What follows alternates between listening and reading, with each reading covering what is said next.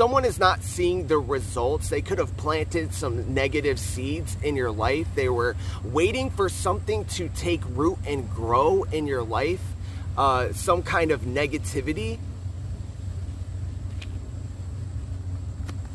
They wanted to see something bad happen to you, some kind of accident maybe, or downfall.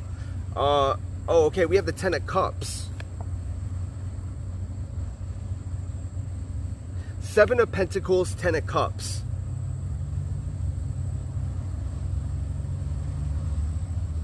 All right, so they did not want any growth when it came to your love relationships or some kind of relationship.